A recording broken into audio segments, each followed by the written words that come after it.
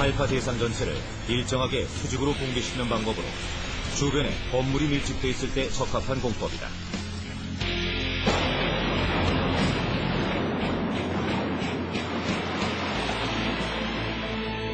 대전 중앙데파트의 발파 해체엔 내파 공법이 사용됐다.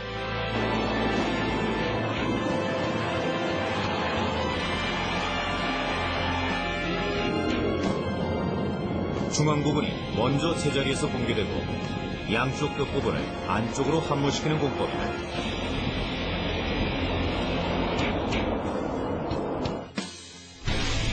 내파 공법은 안쪽부터 폭파해서 외곽이 안쪽으로 쏠리게 하는 공법으로 주변 피해를 최소화할 수 있다.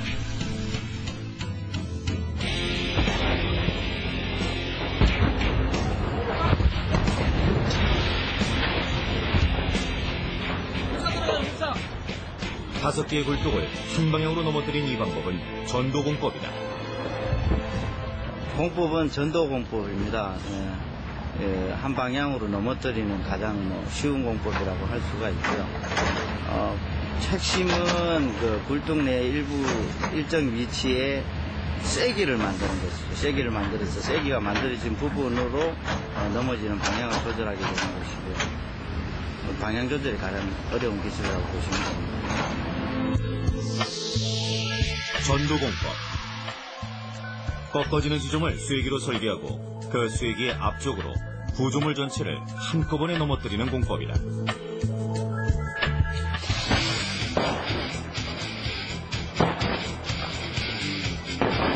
가장 단순하면서도 경제적인 발파 공법이다.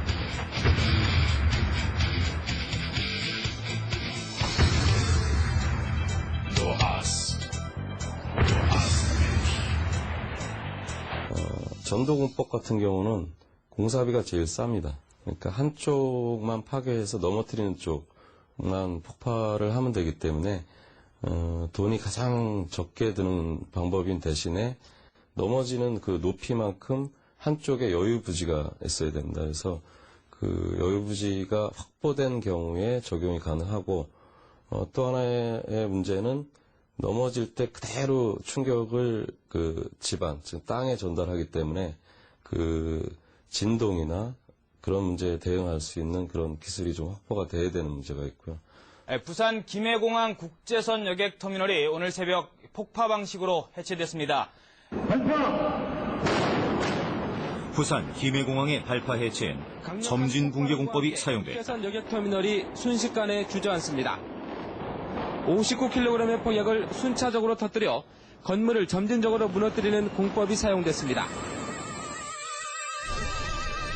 점진 붕괴 공법은 한쪽 끝에서 다른 한쪽 끝으로 혹은 가운데에서 양쪽으로 차례대로 붕괴되는 발파 해체 공법을 말한다.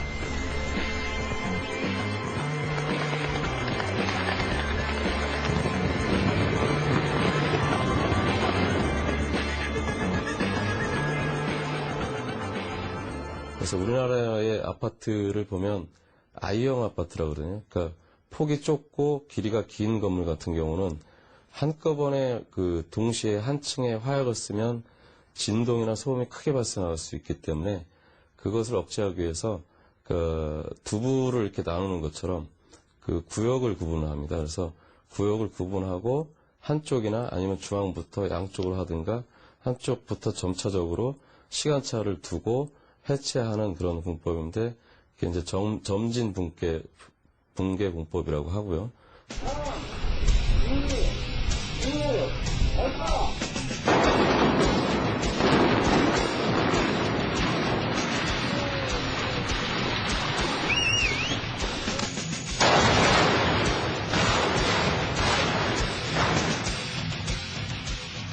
제자리에 주저앉는 동시에 한쪽 방향으로 넘어지는 공법도 있다.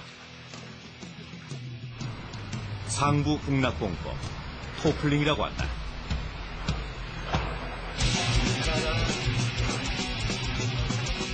상부 극락공법은 구조물을 제자리에서 주저앉히는 단축 붕괴와 구조물을 한쪽 방향으로 넘어뜨리는 전도공법이 결합된 방법이다.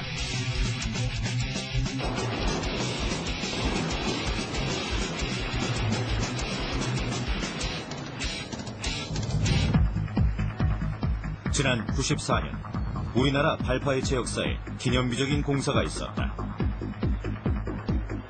3, 2, 1, 발파! 남산 외인 아파트의 발파 해체다.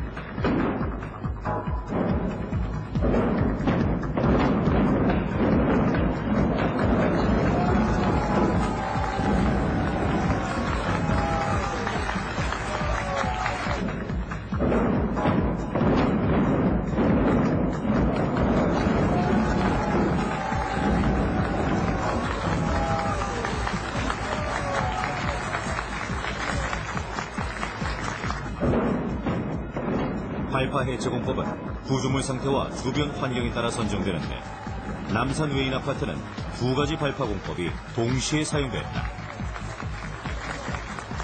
남산 외인 아파트 경우는 일단 주위 공간이 이렇게 많지 않아서 전도시키기가 좀 어려웠고요.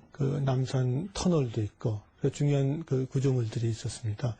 그래서 진동을 제어하는 것이 이제 중요한 문제가 되었고, 그래서 그냥 단축 붕괴를 시키기에는 아파트 건물 자체가 이제 옆으로 넓게 길이가 길고 또 고층이기 때문에 그것이 동시에 이제 단축 붕괴가 되면은 큰 진동을 발생시킬 수 있기 때문에 일부는 이제 점진적으로 붕괴가 되면서 단축 방향으로 이제 붕괴가 될 수 있도록 두 가지 방법을 혼용을 했습니다.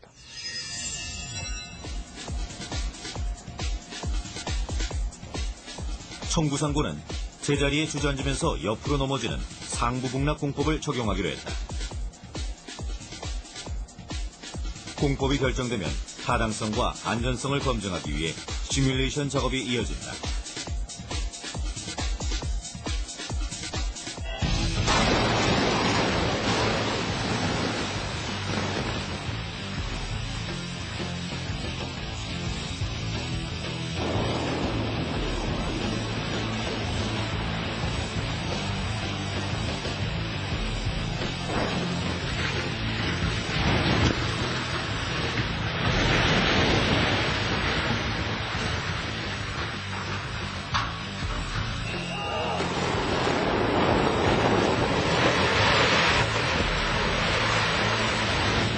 시뮬레이션 할 때는